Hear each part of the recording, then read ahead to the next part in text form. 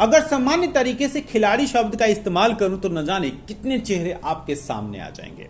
कितने ही खिलाड़ियों को याद करते हुए आप उनके जीवन को याद करने लगेंगे। लेकिन कभी आपने सोचा है कि इन खिलाड़ियों को वो नाम पाने से पहले कितनी मशक्कत करनी पड़ती है? उन खिलाड़ियों को पहचान पाने से पहले अपने जीवन को किस तरह से तपाना पड़ता है और तब जाकर के खिलाड़ी अपने उस जीवन के उस मुकाम को पाता है जिस मुकाम का वो हकदार होता है। कुछ ऐसे ही नाम हैं जिन खिलाड़ियों को जानना आपको जरूरी है, क्योंकि खिलाड़ी आजकल सुर्खियां बटोर रहे हैं। कारण अंतर्राष्ट्रीय स्तर पर इनकी पदकों की संख्या।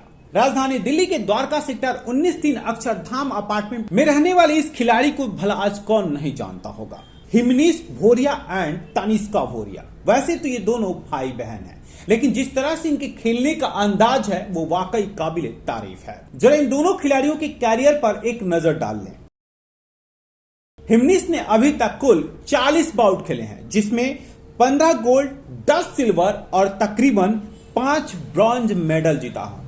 इन सब में भी गौरतलब पहलू यह है कि अंतर्राष्ट्रीय स्तर पर हिमनीश ने लगातार गोल्ड और ब्रॉन्ज मेडल जीता है। हिमनीश वंशिका ताइक्वांडो इंस्टीट्यूट के खिलाड़ी हैं और अपनी कैरियर में न जाने कितने पड़ाव को पूरा करते हुए अब वो ब्लैक बेल्ट हो चुके हैं, जिसका सीधा सा मतलब ये हुआ कि हिमनीश ने अपनी एक उपलब्धि हासिल कर ली है। ठीक ऐसे ही है तनिष्का भी लगातार अंडर 14 में खेलते हुए 10 गोल्ड मेडलों के साथ एक खास उपलब्धि बना रखी हैं, जबकि सिल्वर और ब्रॉन्ज मेडल की संख्या तो इनकी उपलब्धियों की गिनती के बराबर है। लेकिन इन सब में सबसे महत्वपूर्ण पहलू ये है हिमनेश और तनिष्का किस तरह से अपने आप को तैयार करते हैं। दिल्ली ब्रेकिंग की टीम ने इन दोनों खिलाड़ियों से बातचीत करने की कोशिश की और जानना चाहा ये खिलाड़ी किस सोच के साथ अपने खेल प्रदर्शन को लगातार आगे बढ़ाते जा रहे हैं। और कौन से एज में खेलते हैं, कौन सा गेम खेलते हैं और किसके लिए खेलते हैं? अभी हम इंडिया के लिए खेल रहे हैं। वैसे हम जैसे स्टेट लेवल होता है तो दिल्ली स्टेट को रिप्रेजेंट करते हैं। हम ITF फेडरेशन के प्लेयर्स हैं। मैं अंडर 16 एज कैटेगरी में खेलता हूँ। किसी वैसे कुछ होते कौन सी एकेडमी, कोई एकेडमी जिस एकेडमी के तहत खेलते हैं? हाँ जी, VTI है, ब्लेजिंग स्टार अकेडमी है। VTI मतलब वंशिका ताइक्वांडो इंस्टीट्यूट, उसके सब्सिट्यूट है ब्लेजिंग स्टार अकेडमी। ठीक है, तो अभी तक आपने कितने मेडल जीत चुके हैं और कहाँ कहाँ खेल चुके हैं? सर देखिए, अभी तक तो हम जोनल, स्टेट, नेशनल, इंटरनेशनल सब खेल चुके हैं। कितनी बार मेडल लगा आपका और कौन कौन सा मेडल लगा हुआ? ऑलमोस्ट सभी में आया है, कभी कभार कुछ में रह जाता है। अगर प्रैक्टिस करते रहें तो कुछ मुश्किल नहीं है। वैसे अगर जैसे न्यू बिगनर्स आ रहे हैं तो उनके लिए थोड़ा टफ रहता है। किस चीज़ पे बेसिकली ध्यान देना होगा? आपको अपनी बॉडी पे ध्यान देना पड़ता है। मतलब कि अगर आपकी बॉडी फिट है तो आप आराम से खेल सकते हैं। अगर आपकी बॉडी फिट नहीं है तो किसी गेम में आप कुछ नहीं कर सकते हैं। कुछ बेसिक मूवमेंट भी होते हैं क्या? बेसिक मूवमेंट जैसे कि हर गेम में होते हैं, इसमें भी नॉर्मल ही होता है सब कुछ। बस आपको स्टांस वांस आनी चाहिए। जैसे कि आप अगर किसी के साथ आपकी फ़ाइट हो जाती है कभी, तो आपको पता होना चाहिए कि आप कैसे लड़ सकते हैं, कैसे लड़ना आना चाहिए आपको। बस वो किस एज में खेलते हैं, कौन सा डिवीजन खेलते हैं आप? अभी मैं ताइक्वांडो खेलती हूँ अंडर 16। कहाँ कहाँ खेला आपने अभी तक? मैंने जोनल खेला, स्टेट, डिस्ट्रिक्ट, नेशनल, इंटरनेशनल। कौन सा गेम सबसे अच्छा लगा जहाँ खेलने गई थी आप और बहुत टफ फाइटर मिला हो कोई आपके? जैसे जो इंटरनेशनल है उसमें बहुत सारी कंट्रीज़ के आते तो उसको आप कह सकते हो कि वो थोड़ा मुश्किल हो। बट अगर आप अच्छे से प्रैक्टिस करके जाओ और फाइट अच्छे से करो, मतलब सारे रूल्स का ध्यान रखो, तो आप जीत सकते हो। कहाँ खेलने गई थी आप इंटरनेशनल? नेपाल, काठमांडू। तो वहाँ पे कौन सी फॉरेन के जो प्लेयर थे वो बहुत अच्छे थे? तुर्कमेनिस्तान से मेनली सारे मैन आए थे, बट चाइना से भी आए थे थोड़े गर्ल्स टाइप। क्यों अच्छे थे वो? क्योंकि एक तो उनकी एज कैटेगरी थोड़ी ज़्यादा थी एंड उनको देखने से लगता था कि वो बहुत प्रैक्टिस करके आए हैं एंड वो करते ही थे, उधर भी प्रैक्टिस ही कर रहे थे वो सर। कब से खेल रही हैं आप? मैं सिंस 2012। कितने साल हो गए प्रैक्टिस करते हुए?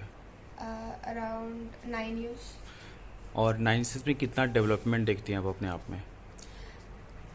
मेनली जो बेल्ट्स होती है वो लाइक 12 बेल्ट्स होती है, तो उसके साथ आपको बेल्ट का टेस्ट देना पड़ता है, सब कुछ करना पड़ता है, उससे आपके इम्प्रूवमेंट देखे जाते हैं। तो आप इम्प्रूव तभी हो पाओगे जब आपकी बैटिंग अच्छे से इम्प्रूव होगी।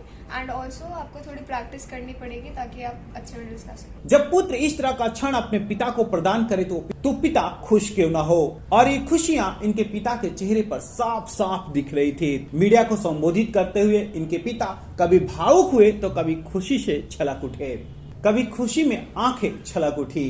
मेरा नाम वीरेंद्र कुमार भोरिया है। आप कैसा लग रहा है आपके दोनों जो बच्चे हैं लगातार ताइक्वांडो खेल रहे हैं, क्या सोच के आपने उनका एडमिशन करा और अब कैसा लग रहा है? शुरुआत में तो हमने ऐसा कुछ नहीं सोचा था। जब ताइक्वांडो में डाला था तो बच्चों को एक फ़िटनेस के लिए डाला था कि बच्चा क्योंकि स्कूल में और बाहर थोड़ा सा फिटनेस भी मिल जाएगी, और साथ में बीइंग ए गर्ल, जो मेरी एक बेटी है एक बेटा है, तो आजकल का जो एटमॉस्फेयर जो चल रहा है आपको भी समझ है कि कितना आजकल प्रॉब्लम है। तो मैं बेटी को तो ख़ास तौर पे इसलिए डाला था कि एक सेल्फ कॉन्फिडेंस उसके अंदर बिल्टअप हो जाएगा, और किसी प्रकार की कोई प्रॉब्लम हो तो एक ताइक्वांडो प्लेयर होने के नाते उसके अंदर एक एक्टिव वो रहता है और प्रेजेंस ऑफ माइंड ज़्यादा रहता है इन लोगों के अंदर, तो अपनी रक्षा स्वयं कर सकें, उसके लिए किसी के ऊपर डिपेंड ना बने। तो ऐसा सोच के बेटा बेटी दोनों को हम लोगों ने नर्सरी से, मतलब करीबन जब ये 8 साल के करीब थे तब से ताइक्वांडो कर रहे हैं, और अभी 16 साल के हो गए, करीब 8-9 साल से लोग कंटिन्यूसली ताइक्वांडो करते जा रहे हैं। और व्हाइट बेल्ट से ब्लैक बेल्ट तक का सफर कैसा रहा as a parent? As a parent अच्छा लगता है, लेकिन समय बहुत देना पड़ता है। किसी भी गेम में अगर आप अपने बच्चों को डालते हैं तो सिर्फ गेम में बच्चों को डालना ही बात नहीं है, आपको उसके साथ पूरा जो है समय देना पड़ेगा, क्योंकि बार बार कभी स्टेडियम ले जाना है, कभी पार्क ले जाना है, कभी फाइट हो रही है, कभी नेशनल, कभी जयपुर गए, कभी नेपाल गए। इस टाइप से इनकी मदर ने जो सेक्रीफाइस बेसिकली माँ का ही रहता है, तो इनकी मदर जो है शुरू से एंड तक इनके साथ लगी रही, और आज टचवुड बहुत अच्छे से कर रहे हैं लोग, और कॉन्फिडेंस भी इनके अंदर बहुत ज़्यादा है। फ़ाइट वगैरह मैं तो लगातार हर फाइट में इनका रहा हूँ, तो फाइट भी इनकी बहुत अच्छी तरीके से चल रही है, और धीरे धीरे क्योंकि इसमें एक बारी ब्लैक बेल्ट होने के बाद इसमें डैन बढ़ते जाते हैं, मतलब तो उसके बेल्ट टेस्ट वगैरह चलते हैं कुछ, इसमें काफ़ी सारे जो है प्रैक्टिस वगैरह होती हैं, तो उसमें लोग कर रहे हैं, ठीक कर रहे हैं। सपने वो नहीं होते जो नींद में आते हैं, सपने तो वो होते हैं जो नींद में जगा दे।